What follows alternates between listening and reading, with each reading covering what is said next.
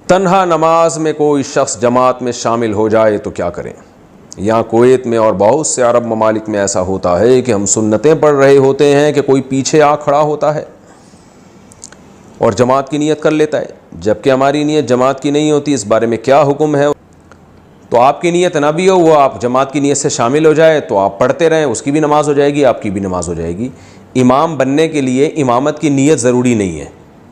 यानी इमाम बनने का मतलब ये है कि जो आपकी इक़्तिदा में नमाज़ पढ़े उसकी नमाज के सही होने के लिए ये ज़रूरी नहीं है कि आप भी नीयत करें।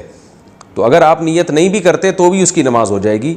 यानी इमाम अगर नीयत नहीं भी करता जमात की और मुक़्तदी उसके पीछे नीयत कर लेता है कि मैं इसके पीछे नमाज़ पढ़ रहा हूँ, तो भी नमाज़ हो जाती है।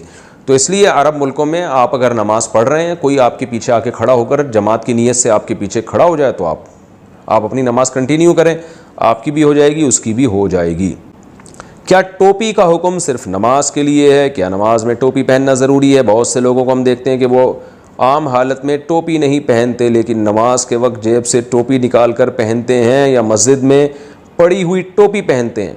बेहतर तो ये है कि टोपी सारा दिन पहनी जाए। पहनाते तो रहते हैं लोगों को, टोपियाँ पहननी भी चाहिए ना।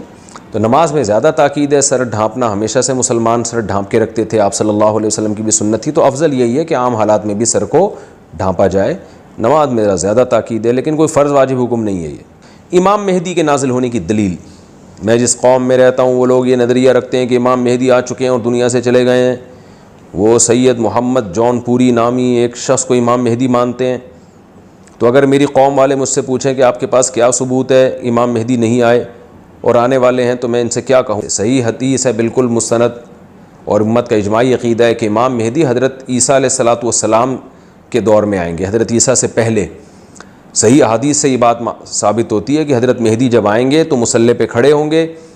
दिमश्क की मस्जिद में हज़रत ईसा अलैहिस्सलाम आसमान से नाजिल होंगे और इमाम मेहदी उनको नमाज के लिए मुसल्ले पे आगे करेंगे, जबकि हज़रत ईसा ये पेशकश कबूल नहीं करेंगे। वो कहेंगे आप ही इमामत करें। उनकी इक़्तिदा में हज़रत ईसा नमाज़ पढ़ेंगे, फिर जिहाद होगा, पूरी दुनिया में इस्लाम को गालिब कर देंगे।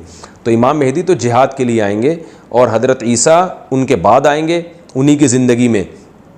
तो ये दोनों लाजिम मलजूम हैं।